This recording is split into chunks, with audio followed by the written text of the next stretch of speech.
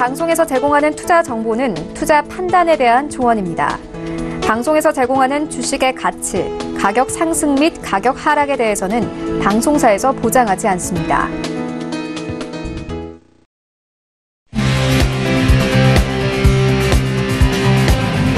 슈퍼스타 발굴 프로젝트 글로벌 슈퍼스탁의 김민아입니다. 무역 협상을 하루 남겨두고 미국이 화웨이를 기소했습니다. 지적재산권과 관련한 의견 조율 없이는 합의가 조금 힘들다는 것을 예고하는 듯한데요. 브렉시트는요, 새로 수정한 플랜 B가 하원에서 일부 부결되면서 시장의 혼란을 가중시키고 있습니다. 오늘도 관련한 증시 속의 대내 이슈들 분석을 해보고요. 관련한 업종과 종목까지 전망을 해드리도록 하겠습니다. 자, 그럼 오늘 알아볼 코너별 이슈들부터 먼저 확인하겠습니다. 먼저 글로벌 코너로 가보겠습니다. 애플이요, 지난해 하반기부터 계속적으로 매출이 하락할 것이다라는 경고음을 울려왔었는데요. 바로 앞서서 매출이 발표가 됐습니다. 그런데 예상치를 소폭 상회하면서 그래도 굉장히 어려운 시기는 좀 지났다라는 분석이 되고 있는데요. 1분기 매출에 대해서 전문가님과 함께 자세하게 분석을 해보도록 하겠습니다. 두 번째 소식에서는요, 이 노란 조끼에 대해서 아시죠? 이제쯤이면 약간 수그러들 만도 한데 그렇지가 않아서 맞불 시위가 등장했다고 합니다. 바로 빨간 스카프인데요. 빨간 스카프가 지니고 있는 정치적인 색깔은 무엇이며 유럽에 전체적으로 어떤 영향을 미치게 될 것인지 함께 분석을 해보도록 하겠습니다. 자, 이번에는 차이나 코너로 가보도록 하겠습니다. 중국이요, 자동차와 가전에 보조금 정책을 부활시켰다고 합니다. 아무래도 소비를 조금 진작시키기 위한 의도로 풀이가 되는데요. 얼마만큼이나 효과가 있을지 전문가님과 함께 얘기를 나눠볼 거고요.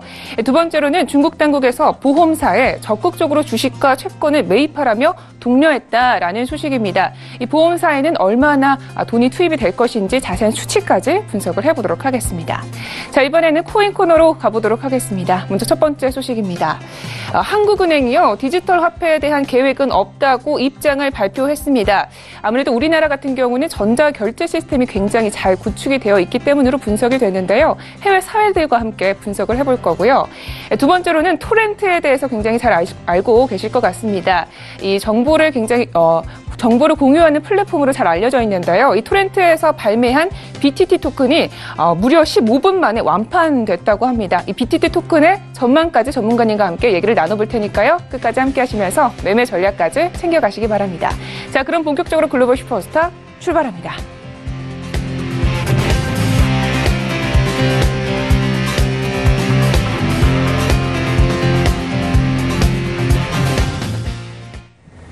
네, 오늘의 글로벌 이슈에 대해서 자세하게 분석을 해보도록 하겠습니다. 오늘은요, 김정철 스타님과 함께합니다. 네, 스타님 안녕하세요. 네, 안녕하십니까. 네, 반갑습니다. 자, 방금 애플의 실적이 나왔습니다. 지금 예상치보다 소폭 상회했다고 하는데요. 어떤 결과를 나타냈나요? 네, 현재 애플이 이제 작년 12월 29일로 끝난 이제 2019년 회계연도 1분기 매출을 발표했는데요. 일단 시장에서는 워낙 안 좋을 거라고 다들 하도 떠들어대가지고, 뭐 안 좋을 거라는 예상 때문에 이제 다들 눈높이를 낮춰놓은 상태죠. 낮춰놓은 상태인데, 그럼에도 불구하고 1분기 매출이 843억 1천만 달러로 집계가 됐습니다. 오늘 방금 발표된 거고요. 아주 따끈따끈한 뉴스입니다. 현재 지금 발표한 지 얼마 안 됐어요. 몇 시간 안 지났고요. 이것 때문에 지금 현재 애플은 시간에서 올라가고 있는 그런 상황인데요. 1월 초에 회사가 발표한 애플의 1분기 실적 가이던스 840억 달러보다 정말 아주 소폭 그 수준입니다. 근데 그런 거에 비하면 이제 전년 같은 기간보다 전년 동기 대비해서는 약 5%가량 감소가 되어진 상태고요. 현재 1분기 영업이익은 약 한 199억 7천만 달러로 조금 감소를 했습니다. 조금 감소를 했는데 중요한 거는 이 감소한 현황 자체도 사실은 이제 좀 문제가 있는데 여기에 대부분이 정부의 세제 개혁으로 세율이 26%에서 16.5% 낮아진 영향이 좀 컸다. 세율대로 같으면 전년 대비해서는 많이 안 좋았다. 이렇게 좀 생각을 해보시면 좋을 것 같네요. 지금 그렇게 이제 실적은 좀 나왔고요. 주당 EPS 같은 경우가 4.28달러 정도 나왔고요. 일단 이렇게 좀 나왔는데, 근데 이제 정규장에서는 애플이 1.04% 하락을 했었습니다. 근데 시간에서 지금 현재 애플이 아까까지만 해도 애플이 한 지금 6%까지 반등을 했었거든요. 급등을 한 거죠, 지금 이 시간에서는. 그리고 이제 주당 EPS 예상치는 4.17달러였는데 4.18달러로 약 0.01달러, 아주 소폭 상회했고요. 1분기 매출 예상치가 839억 7천만 달러였는데 조금 이제 높아진 상황인 거죠. 그렇게 따지고 보니까 애플의 실적이 뭐 예상치보다는 쇼크는 아니었다. 그러니까 사람들이 하도 애플이 죽는 소리 많이 하니까 요즘 막 중국에서 잘 안 팔려요. 막 너무 힘들어요. 막 이러면서 막 자꾸 이제 죽는 소리 하다 보니까 애플의 실적이 정말 안 좋은가 보구나. 이 정도로 정말 안 좋은가 보구나. 더 안 좋을 수도 있겠는데 막 하면서 이제 엄청나게 지금 우려를 많이 했다가 예상치가 이제 실적 발표를 하니까 이때부터 그래도 아직까지는 좀 나쁘진 않다. 뭐 이렇게 좀 얘기를 좀 많이 하고 있는 그런 상황입니다. 네, 이미 시장에서는 애플에 대한 실적 전망치에 대해서 계속적으로 기대감을 낮춰왔었는데요. 특히 중국에 대한 매출에 대한 걱정이 굉장히 많았습니다. 중국 판매에 대한 상황을 좀 알아볼까요?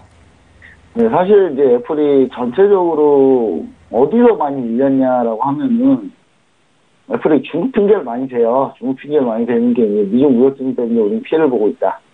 중국 사람들이 잘 안 사고 있다. 미중 무역 전쟁 때문에.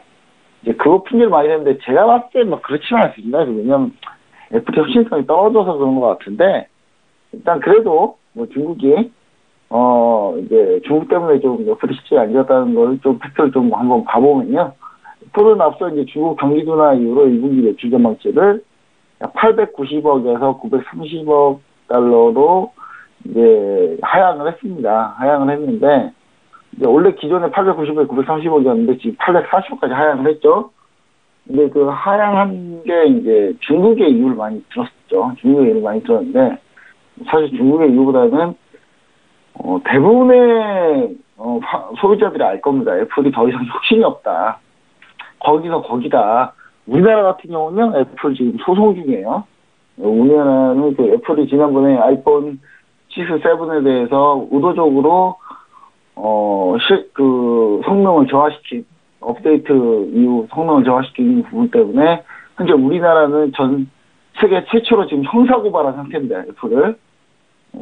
그런데 애플이 정신 못 차리고 있는 거예요. 지금 애플이 정신 못 차리고 있기 때문에 사람들이 안 사는 건데 그런 부분들을 너무 이제 이쪽으로만 계속 몰고 가는 그런 상황인데, 근데 2018년도 회계연도 4분기 중국 매출 같은 경우는 114억 2천만 달러.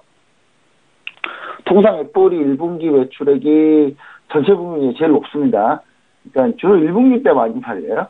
지금 4분기 때가 아니라. 근데 가장 높은데 이제 같은 기간에 아이폰 매출이 519억 8천만 달러, 서비스 매출은 108억 8천만 달러를 기록했습니다. 그리고 맥하고 아이패드, 맥북 있죠. 맥북하고 아이패드 매출이 74억 2천만 달러, 그 다음에 67억 3천만 달러를 기록을 했습니다. 그러니까 전체적으로 기록을 보면은 아이폰에 대한 의존도가 약간 좀 줄고, 약간 줄었어요. 많이 줄진 않았지만. 그러면서 이제 다른 제품이 좀 많이 팔리는 그런 상황이기 때문에 어떻게 보면 이 부분은 좀 긍정적일 수 있다. 이 부분에 좀 많이 좀 점수를 주나 봅니다. 다른, 언론사나, 그 다음에 증권 에어리스트 같은 경우는 이런 부분에 점수를 많이 줘서 지금 현재, 시간에서 오고 있는 것 같은데요. 그리고 애플이 이제 그동안 중국 매출 검사에 지속적으로 실적 가이던스를 낮춰왔었어요. 그러니까 미리미리 실적 가이던스를 낮춰오면서 얘기를 해주면서, 이제 이번 실적은 체감상, 뭐 그렇게 나쁘다고 보기는 힘듭니다. 체감상 나쁘다고 보기는 힘들고요. 어떻게 한 2기는 넘어갔다 뭐 이렇게 보시면 좋을 것 같은데 애플 쇼크를 이제 우려했던 투자자들에게는 약간 다행인 것 같고 생각을 해볼 수 있겠고요. 글로벌 IP 반도체 업체들 같은 경우는 애플이 이제 그래도 좀 실적이 나쁘지 않았기 때문에 좀 반등할 여지를 만들 수 있는 그런 뉴스다 이렇게 좀 보시면 좋을 것 같고.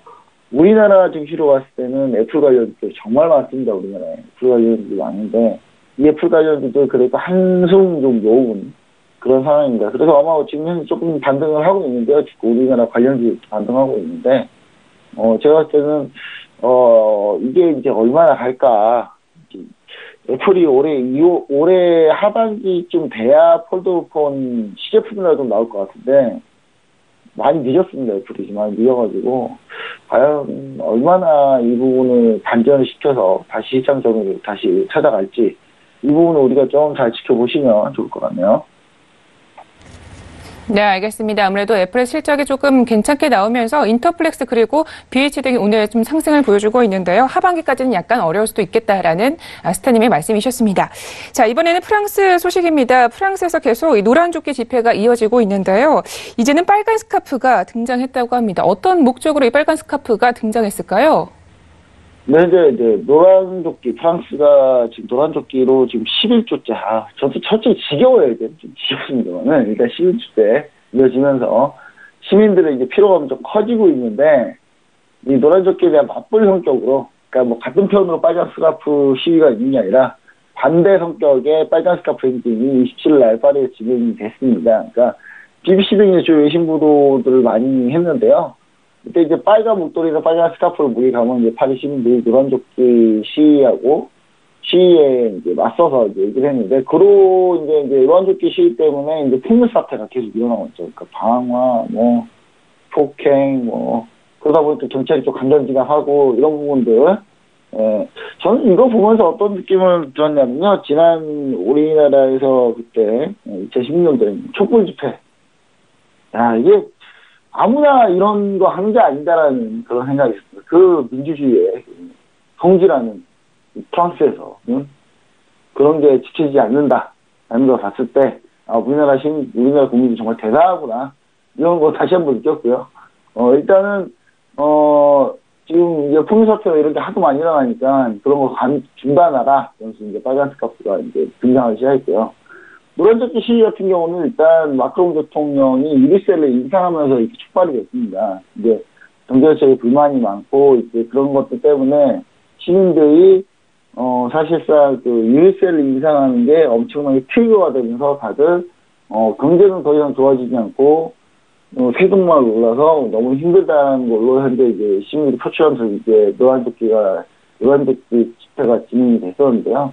일단 마크롱 대통령이 어떻게든 좀 수습을 하려고 초반에는 어떻게든 수습을 하려고 막 노력을 했었고, 마크롱 대통령 경제 정책에 불만이 높은 상태여서 시민들이 이제 대부분이 이 노란 조끼를 많이 지지를 했었는데 마크롱 대통령이 이제 일부 양보를 했거든요. 많이 양보를 했음에도 불구하고 이 양보를 받아들일 수 없다라고 하면서 노란 조끼 시위가 계속 벌어지고 있기 때문에 제가 볼 때 8일 중심으로 이제 그냥 시위를 했으면 좋겠을 텐데, 자꾸 이제 방화, 약탈, 이런 거 위주로 많이 되다 보니까, 오히려 범죄 저지르려고 막 시위하는 게 아니냐, 이런 오해도 많이 있고요. 그래서 시민들의 이제 피로감도 좀 커지고 있기 때문에 이런 현상이 나타나지 않았을까. 이렇게 좀 보여지고, 이 노란조끼 집회가 과연 이 동력을 계속 이어갈 수 있을지 사실상 약간 걱정이 좀 되고 있는 그런 상황입니다. 네. 그러면 이 빨간 스카프 같은 경우는 마크롱을 좀 지지하는 세력인 걸까요? 이른바 맞불 시위 같은 느낌인데요. 또 이에 따른 유로화의 움직임에 대해서도 궁금합니다.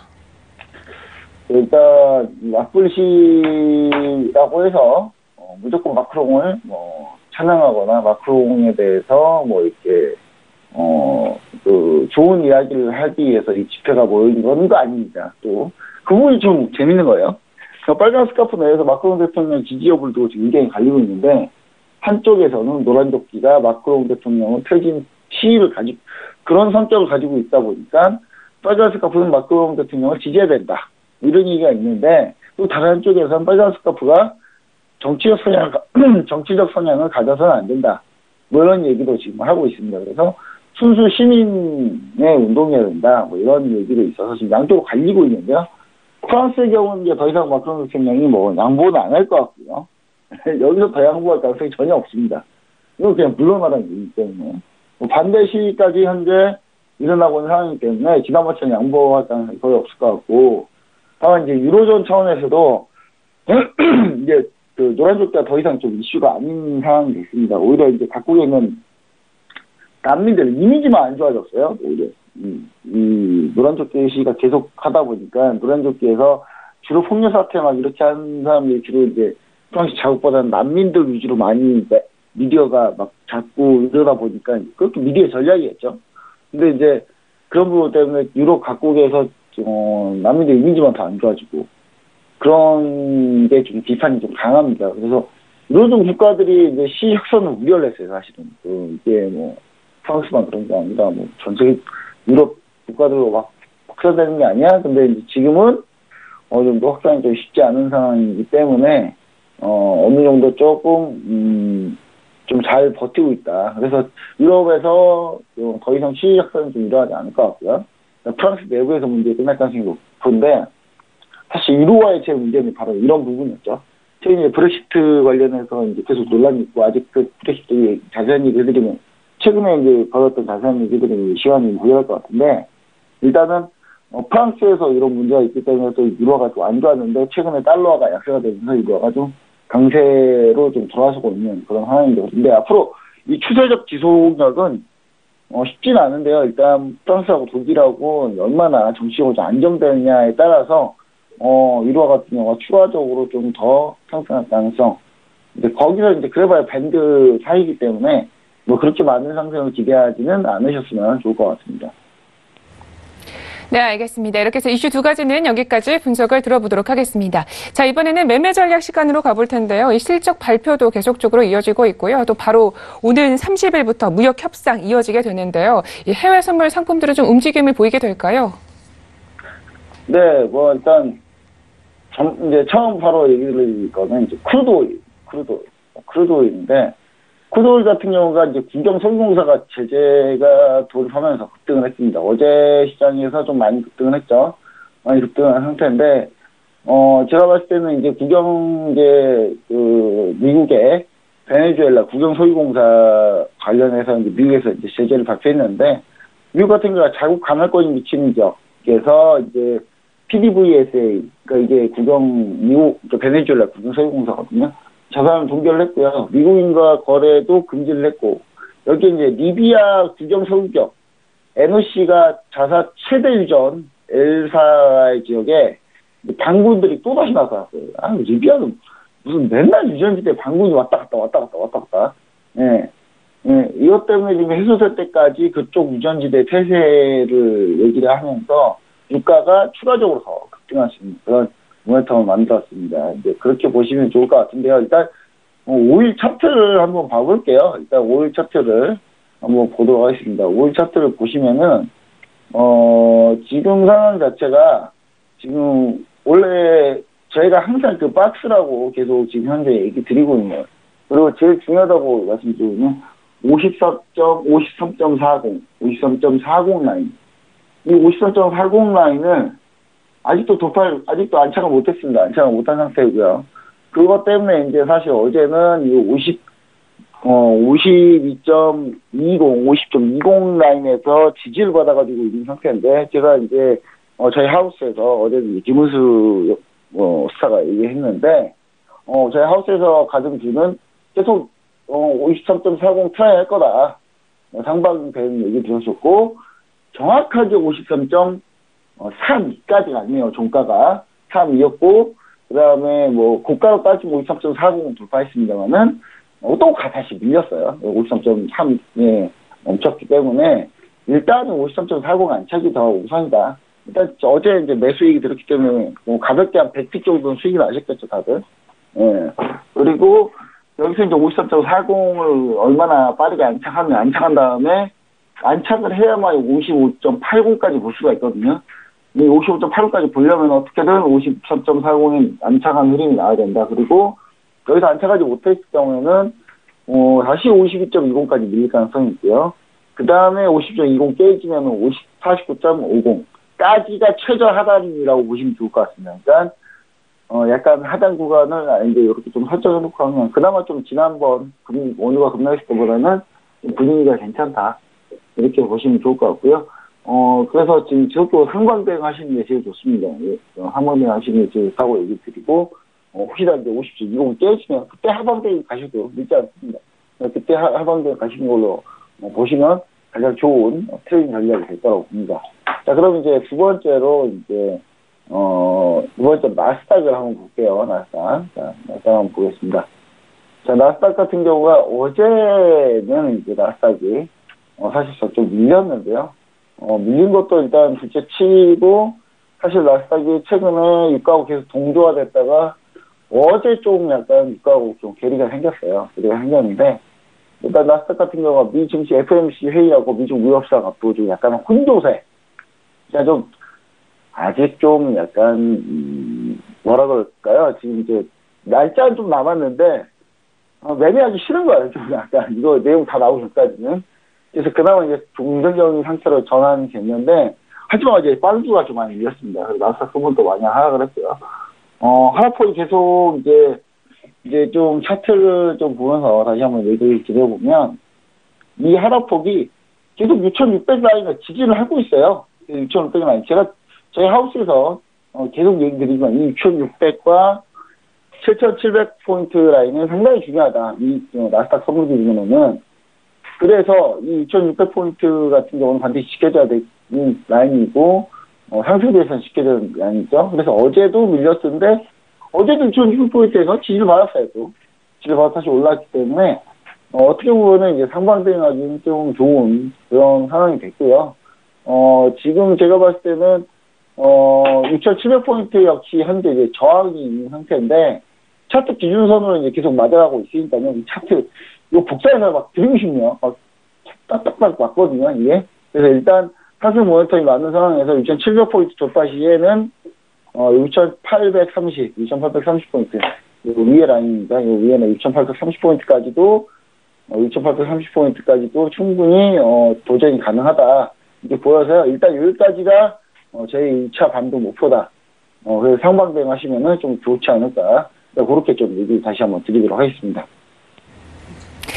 네, 알겠습니다. 이렇게 해서 구체적인 매매 전략까지 모두 수치에 대해서 이야기를 들어봤습니다. 네, 스타님 오늘은 여기까지 이야기를 듣도록 하겠습니다. 말씀 고맙습니다. 네, 감사합니다. 네, 참고로 본 방송에서 제공하고 있는 정보는 투자 판단에 대한 조언일 뿐 주식의 가치나 수익률을 보장하고 있지 않습니다. 저희 서영재TV는 자본시장법을 준수하여 일대일 투자 상담, 유사 수신행위, 무인가 영업행위, 불법 대여계 정보 및 가입 권유 등 모든 불법 사항들 엄중하게 금지하고 있습니다.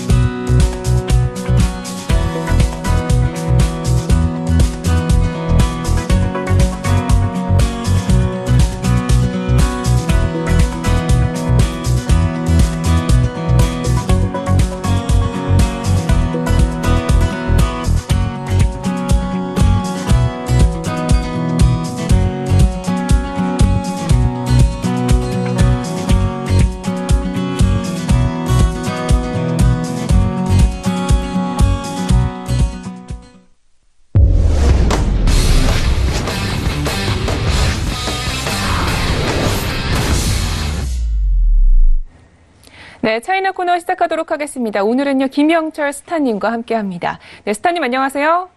네, 안녕하세요. 네, 반갑습니다.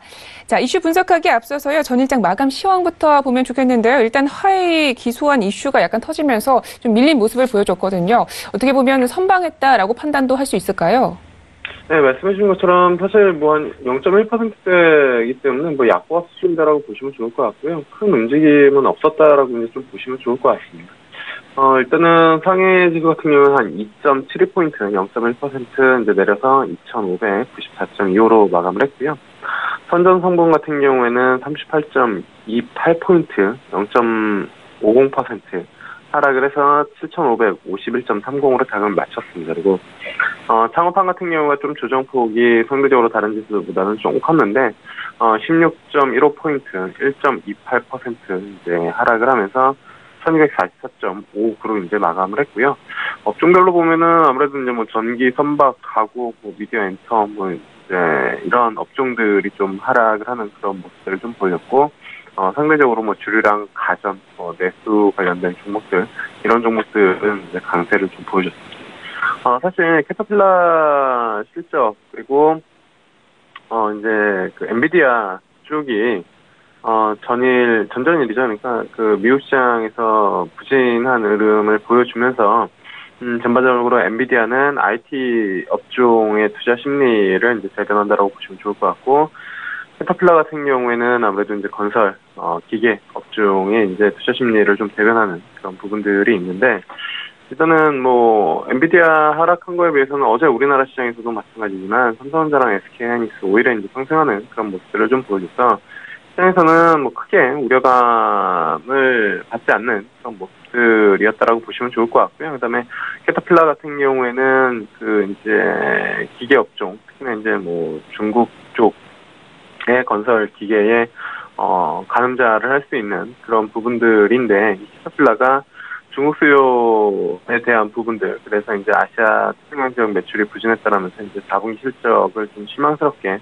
좀 내놓은 그런 부분들이고, 이게 이제 중국 경기 둔화에 대한 투자자들의 우려를 뭐 반영을 하면서 이제 하락을 한 그런 부분들인데, 주식시장에서는 뭐 크게 뭐 상해 종합주가 지수 기준으로는 크게 영향이 없었다라고 보시면 좋을 것 같고요.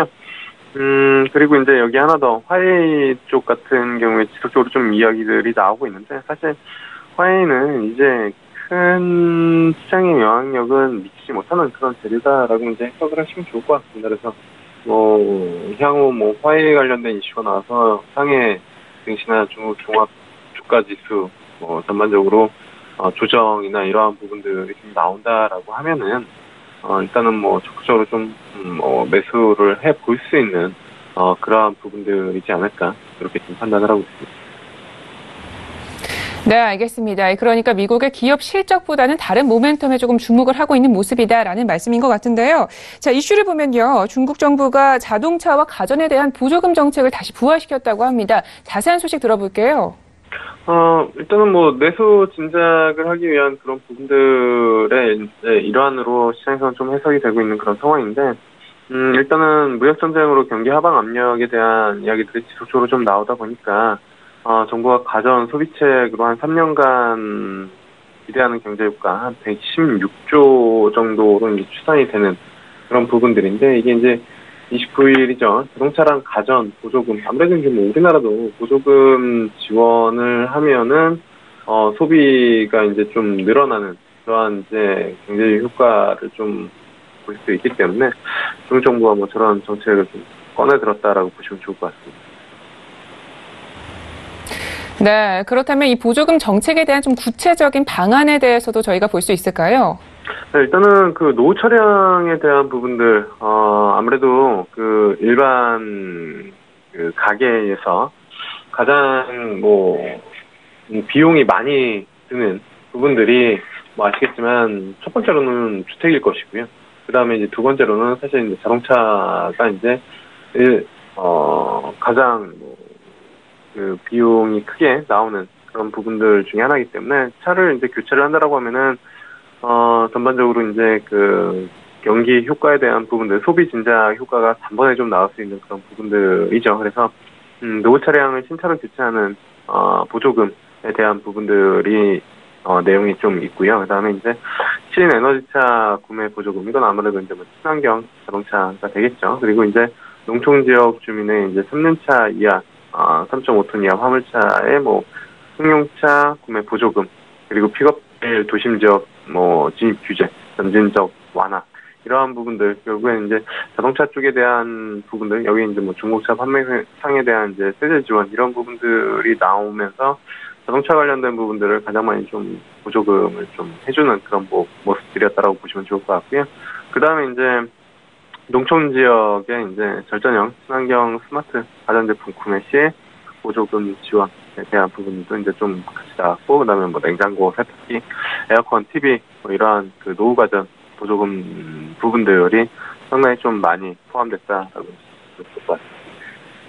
네, 알겠습니다. 이 소비 진작을 목적으로 현재 보조금을 좀 부활시켰다라고 말씀해 주셨는데요. 그렇다면 지금 상황에서 좀 꼭 필요하다라고 볼 수 있는 정확한 이유는 무엇이 있을까요? 아무래도 이제 그 앞서도 간단히 설명드렸지만, 무역 전쟁에 따라서 경기 하방 압력이 지속적으로 좀 나오다 보니까 소비가 좀 침체가 되고, 소비가 침체가 된다고 하면 전반적으로 경기에 대한 이제 그 하방 압력이 커지다 보니까 이러한 부분들을 이제 좀 타개하려는 모습들을 좀 보여준다라고 보시면 좋을 것 같고요. 사실 2009년도에도 농촌 지역 주민 대상으로 이러한 부분들을 했었습니다. 근데 아시겠지만 2009년도라는 거는 금융위기 바로 다음 해에 대한 부분들이었고, 그때도 이제 경기 하방에 대한 압력을 막기 위해서 이제 이런 보조금 제도가 나온 건데, 그 10년 만에 다시 이제 제도가 부활한 것이다라고 보시면 좋을 것 같고요.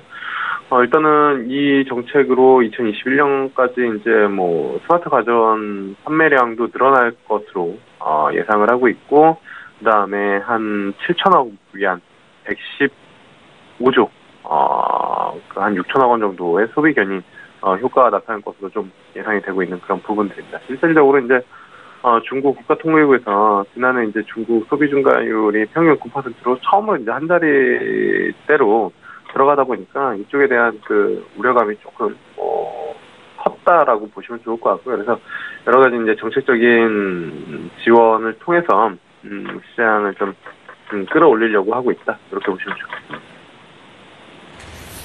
네, 알겠습니다.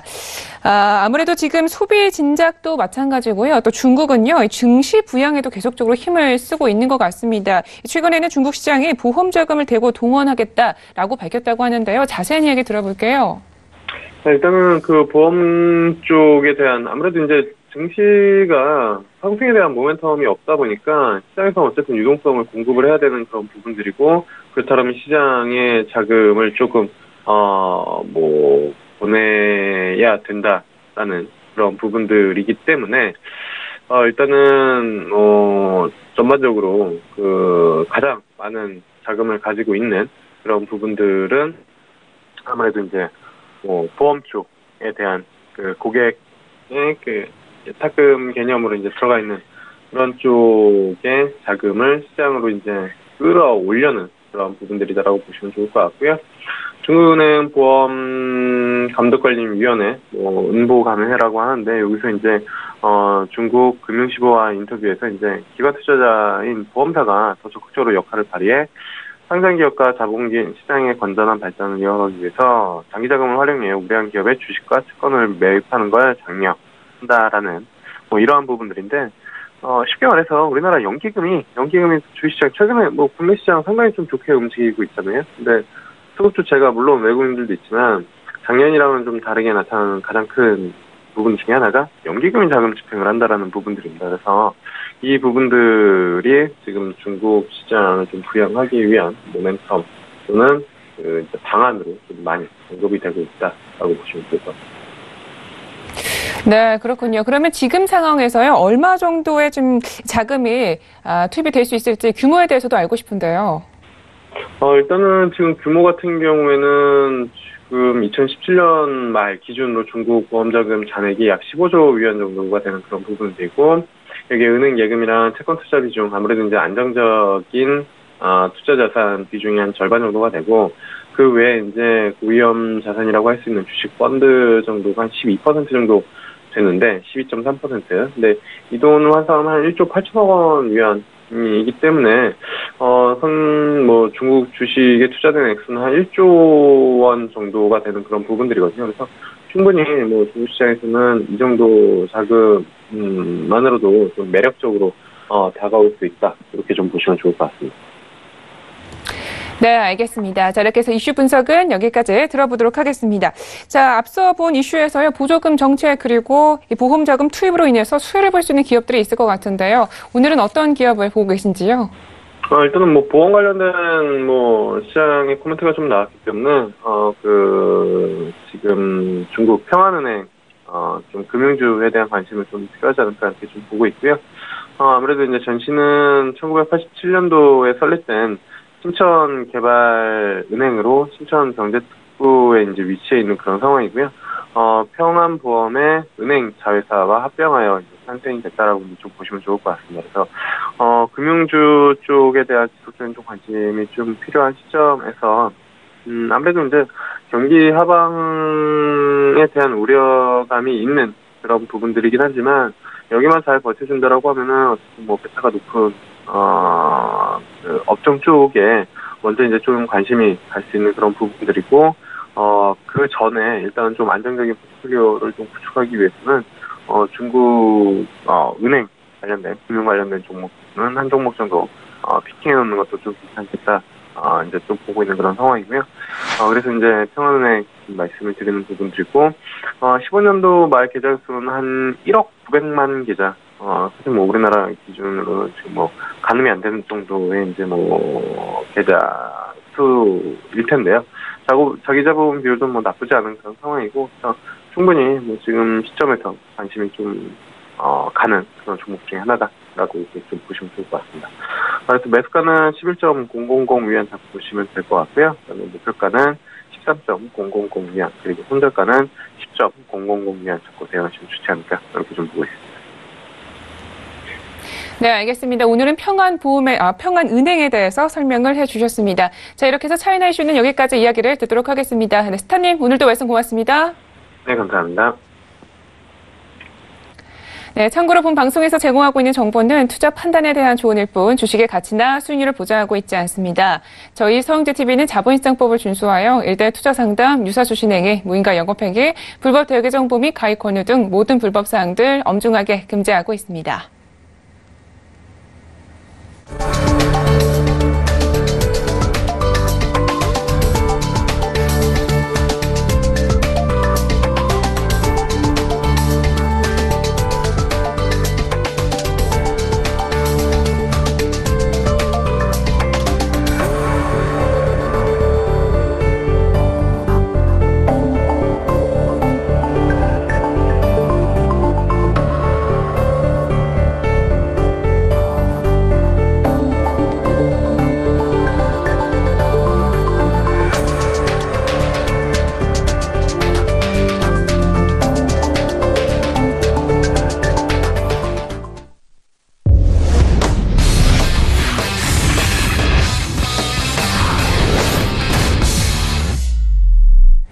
네, 코인 코너 시작하도록 하겠습니다. 저 이슈 분석하기에 앞서서요. 먼저 시세 동향부터 체크하고 가도록 하겠습니다.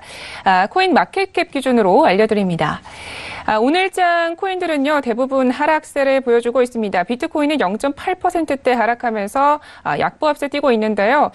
강력한 단기 지지 라인이었던 3,600대를 이탈하면서 3,430달러 부근에서 거래가 되고 있습니다. 거래량은요, 58억 달러 정도로 추산이 되고 있습니다. 현재는 리플과 이더리움 역시 모두 약보합세 나타내고 있는데요. 리플 같은 경우는 1%가 넘는 하락폭을 기록하고 있습니다.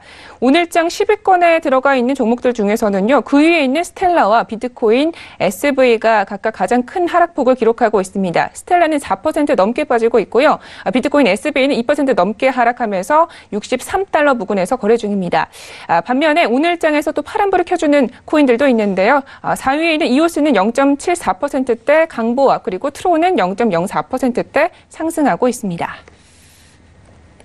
네, 시세에 대해서 간략하게 알려드렸고요. 저희 코인 이슈에 대해서 먼저 분석을 해보도록 하겠습니다.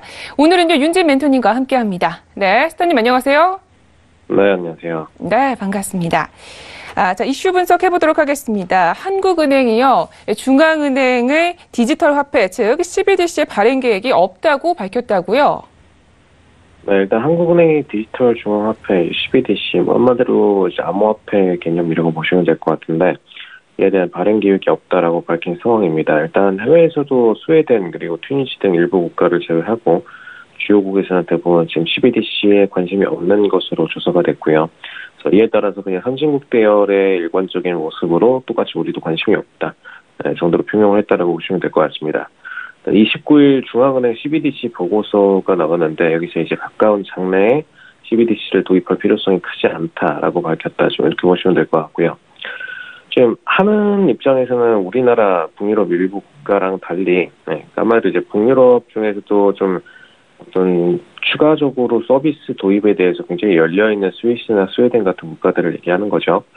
이 국가들이랑 달리 지금 전자결제 시스템이 여러 곳에서 운영되고 금융조건성도 높기 때문에라고 좀 바뀌었습니다. 아마도 이제 우리나라 같은 경우에는 그냥 순수 법정통화가 이미 전자화가 잘 되고 있고 이 전자화를 통해서 온라인 결제 수단으로도 굉장히 잘 이용이 되고 있습니다. 근데 이제 외국 같은 경우에는 특수 국가들은 사실상 법정 화폐가 있더라도 이걸 순수히 거의 화폐 단위로 정말 이제 오프라인에서 선물로 가지고 다녀야 되는 경우가 대부분이었기 때문에 이런 국가들 같은 경우에는 사실상 어떤 법정통화 이외에 새로운 시스템에 대한 도입 니즈가 클 수밖에 없죠. 또 그거를 암호화폐 틀에 씌울 수밖에 없는 게 기존의 플랫폼 현실이었습니다. 한마디로 이거를 은행이 나서서 먼저 본인들이 전자화폐부터 모든 것들을 도입을 한 이후에 IT 기반으로 배포를 했어야 되는데 이런 배포를 하지 않고 그냥 현금 기반으로만 움직이고 있었다 보니까 그동안에 그 유저들이 계속해서 현금 기반으로 트레이딩 하다가 암호화폐 시스템들이 이제 전자 기반으로 나오다 보니까 이 플랫폼들을 그대로 쓰면 우리가 법정 통화 대신에 전자화된 움직임을 쓸 수 있지 않을까라는 생각을 이걸 통해서 처음으로 깨닫게 되는 부분이죠. 우리는 뭐 이미 법정 통화를 올릴 수 있다라는 거, 전자화폐로 그냥 올려버려야 된다라는 거를 깨닫고 있었지만, 그걸 뒤늦게 깨닫다 보니까 우린 그러면은 이제 법정 통화 이외에 지금 암호화폐 관련된 개념을 지금 법정 통화랑 연동해서 도입하는 것이 필요하다 해서 CBDCN 도입을 추진했던 부분으로 평가를 하고 있는 부분이고요. 근데 우리나라는 반대로 지금 소액 지급에서 발생하는 대량의 거래를 안정적으로 처리할 수 있는가? 한마디로 지금 현재 전자화폐들이 쭉 처리하고 있는 지금 소액 지급에 대한 안정적인 거래 부분, 사실 중앙 단위에서 지금 서버 단위로 잘 처리를 하고 있죠. 근데 이런 플랫폼들을 똑같이 잘 처리할 수 있을 것인가? 이제 블록체인 구조를 잘 모르는 입장에서 이런 말을 할 수도 있고, 그다음에 블록체인 구조를 악용하는 해킹 사례들이 최근에 또 아직까지 나오고 있다 보니까 그런 사례들을 역추적으로 뚫을 수 없다라는 것 때문에 지금 또 추가적으로 제시하는 부분이 있다, 좀 이렇게 보실 수 있겠습니다. 그래서 이런 부분들 1차적으로, 그다음에 제도 변화에 따른 사회 경제적 비용 고려, 그 두 가지를 붙였다 이렇게 보시면 될 것 같습니다. 간단히 얘기해서 이 암호화폐를 출시하는 데 들어가는 코딩 관련된 작업들, 그다음에 출시하고 나서 나오는 이 시스템에 대한 업데이트 관리 비용들, 이 전자 관련된 이외에 새로운 프로그램들이 전부 다 들어가는 거기 때문에 이에 대한 투자 비용들이 기본적으로 어마어마할 수밖에 없다라는 거. 왜냐하면은 일단 법정 통화 이상의 보안 체계를 갖춰야 되는 부분이기 때문에 그에 따른 보안 체계 구축 비용 자체가 책임감이 클 수밖에 없습니다. 왜냐? 일단 이 제작 업체들 입장에서는 뭐 한국은행이 직접 제작을 어떤 프로그래머들을 고용해서 하든 혹은 외주를 맡겨서 진행하든 일단 이 금액에 대한 책임 소재 권한이 굉장히 높습니다. 단순히 화폐에다 찍어내는 식으로 할 때는 사실 해외 유사 사례들을 베껴서 진행을 하고 그 이후에 추가적으로 어떤 법적을 위반을 했다라면 그걸 바로 추적을 해서 이 해당 금액에 대한 부분들을 역추적하면 되는데, 사실 온라인에서 정확하게 해킹을 진행했다 하면은 이 이후에는 대량적인 금액적인 사고가 발생하는 부분, 그다음에 플러스로 이 부분을 역추적하기가 쉽지가 않다라는 부분, 이 두 가지가 발생하기 때문에 사실상 이거를 구축을 하는 데 있어서 지금 시스템 회사들이 굉장히 좀 꺼려하는 부분이 있죠. 그래서 이런 부분에 대한 비용들까지도 고려를 했다, 좀 이렇게 보시면 될 것 같습니다. 네, 생각보다 리스크가 조금 있을 거다라는 말씀이신 것 같은데요. 자, 그렇다면 이 CBDC 발행과 관련한 최근 해외 사례들은 좀 어떨까요? 일단 미국, 유로존, 일본 주요국에서도 CBDC 발행할 움직임은 아직 없는 걸로 파악되고 있고요. 지난해 9월 마리오 드라기 총재 ECB 쪽이죠. ECB 쪽에서도 현금 이용 관행이 있다라는 거, 한마디로 이제 현금 중심으로 이용을 하고 있기 때문에 여기다 추가적으로 암호화폐를 도입할 필요는 없다. 좀 이런 식으로 언급을 한 상태입니다. 분장 원장 기술 추가 검증이 필요하다는 점을 들어서 지금 ECB가 CBDC를 발행할 계획이 없다라고 밝혔던 상태라고 보시면 될 것 같고요. 하는 입장에서는 CBDC 발행을 검토하고 있는 나라의 경우에는 금융 접근성이 낮거나 혹은 이제 화폐 제조 유통 비용을 줄이기 위한 조치였다. 좀 이렇게 언급을 해주고 있는데, 아마도 이 해당 국가들 같은 경우에는 예를 들어서 피니치, 우루과이, 그다음에 태평양의 섬나라 마시올제도, 그리고 에콰도르 등이 좀 대표적인데, 뭐 스웨덴과 노르웨이 등 북유럽 국가에서도 현금 이용이 줄어든 가운데 지금 비자나 마스터카드 등 소수 민간 회사가 전자결제 시스템을 이용해서 CBDC 발행하기에 쉬운 여건이 조성돼 있다, 좀 이렇게 평가를 했습니다. 한마디로 지금 결제 시스템들, 지금 카드사 같은 결제 시스템들이 직접적으로 이용되고 있는데 중간 과정인 전자화폐에 대한 도입이 없는 그런 구조였다 보니까 비자나 마스터카드들이 결제하는 데 있어서 중간 과정인 전자 시스템들을 구축하기 위해서 암호화폐를 대신 데려왔다, 좀 이렇게 보시면 될 것 같고요.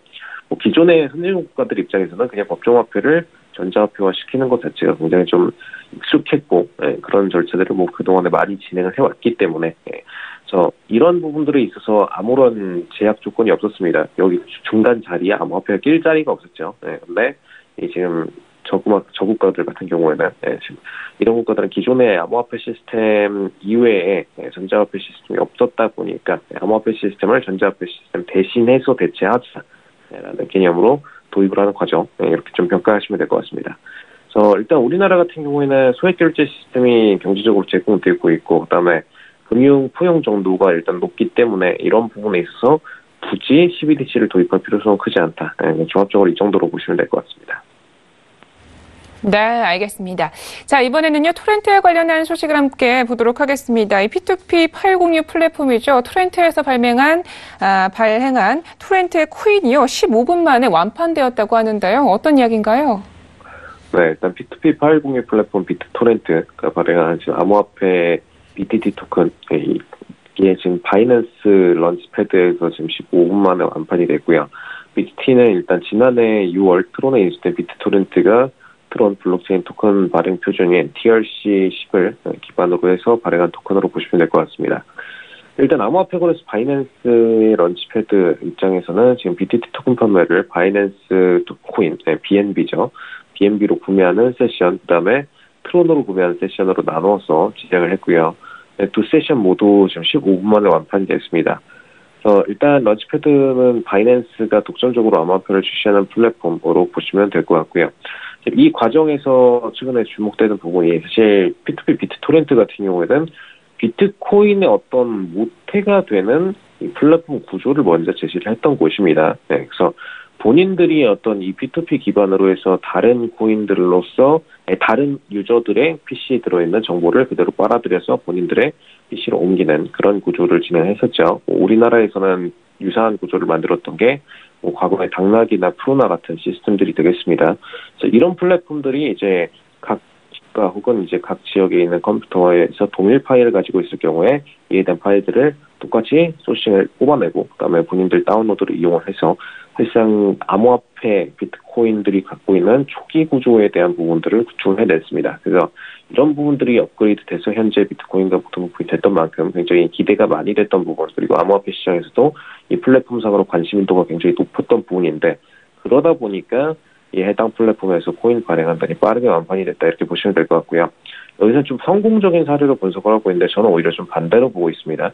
이 성공적인 사례가 아니라 오히려 지금 기존의 비트코인을 역전할 수도 있었던 그런 핵심 플랫폼이었기 때문에 오히려 이더리움이나 다른 플랫폼들보다 원래는 지금 이 플랫폼의 코인 가치가 더 컸어야 되는 게 맞는 그런 정도의 플랫폼 인프라를 처음에 갖추고 있었던 그런 정도로 좀 평가를 드리고 싶습니다. 네, 알겠습니다. 자, 그렇다면 대략적으로 이 판매된 금액은 어느 정도나 되는지가 궁금한데요. 일단 이 코인들은 좀 어디에다 쓸 수 있는지도 함께 여쭤보고 싶습니다. 일단 BNB 세션에서는 지금 237억 가량의 BTT가 지금 13분 25초 만에 모두 팔렸고요. TRX 아마 트론으로 구매하는 세션에서는 지금 356억 가량의 BTT가 판매가 완판됐습니다. 일단 뭐 가격 기준으로 환산을 해서 보면은 판매 가량은 지금 우리나라 돈으로 79억 정도 금액이고요. 그렇게 크진 않습니다. 사실 과거에 다른 코인들 같은 경우에 더 고액으로, 더 고시가 총액으로 빠르게 완판이 됐던 모습까지 비교를 하자면은 그렇게 어마어마한 금액까지는 아니고요. 다만 빠르게 완판이 됐다는 부분에 있어서 인기도로 볼 때 앞으로 추가 발행을 하더라도 이 물량들을 수요할 만한 수요층이 있다라는 거, 그 부분 참고하시면 될 것 같습니다. 일단 암호화폐 시장이 녹록지 않음을 고려했을 때 15분 만에 79억 원 판매, 최근에 들어서 사실 대부분의 암호화폐, 아까도 이제 뭐 이더리움이나 비트코인 같은 경우에도 계속해서 매각 물량이 나오면서 가격이 떨어지고 있는데, 이런 부분 비교하자면은 굉장히 좀 메리트 있는 사업이었다, 이렇게 보시면 될 것 같고요. 저스틴 트론 CEO 같은 경우에는 트위터에서 일단 BTT 성과에 대해서는 놀랍다는 입장을 좀 밝힌 상태입니다. 네, 지금 일단 BTT를 사지 못한 사람 입장에서는 추후에 TRX 아마 트론의 에어드랍까지도 존재하고 있기 때문에 트론 보유는 곧 BTT를 얻을 수 있는 기회다. 아마 트론 보유자들한테 BTT를 에어드랍해서 뿌리겠다는 거죠. 네, 그래서 이거를 진행을 해서 보유할 수 있으니 미리 트론을 구매해놔라. 네, 좀 이런 입장으로 보시면 될 것 같습니다. BTT 같은 경우는 여름부터 비트토렌트 클라이언트 프로그램인 유토렌트에서 활용이 가능한 플랫폼이고요. 일단 그냥 토렌트 자체가 유명했다 보니까 BTT를 구매하는 부분이고, 그리고 이 BTT 플랫폼이 원래 기존 비트코인 모델의 토대였다 보니까 이런 프로그램들을 잘 활용했을 때 추가적으로 비트코인 같은 유사한 사례들을 또 만들어낼 수 있겠다. 인기를 만들어낼 수 있겠다. 그냥 이 정도로 보고 있기 때문에 투자자들이 일시적으로 몰렸다. 이 정도로 보시면 될 것 같습니다. 그래서 뭐 유저들은 한 1억 명 정도 되니까 추후에 한번 얼마나 파이가 커질지는 좀 지켜보실 필요가 있겠습니다. 네, 알겠습니다. 금액도 그리고 유저들도 상당히 많은 규모를 자랑하고 있는 것 같습니다. 자, 이렇게 해서 코인 이슈는 여기까지 이야기를 듣도록 하겠습니다. 스타님, 오늘도 말씀 고맙습니다. 네, 감사합니다. 네, 오늘 저희가 준비한 소식은 여기까지입니다. 참고로 본 방송에서 제공하고 있는 정보는 투자 판단에 대한 조언일 뿐 주식의 가치나 수익률을 보장하고 있지 않습니다. 저희 서흥재TV는 자본시장법을 준수하여 일대일 투자 상담, 유사수 진행에 무인과 영업행위, 불법 대여계정 및 가입 권유 등 모든 불법 사항들 엄중하게 금지하고 있습니다. 네, 우리 시청자분들 오늘 또 성공적인 투자 판단하시고요. 저희는 내일 더욱더 알찬 내용으로 찾아뵙도록 하겠습니다. 함께해 주신 여러분 고맙습니다.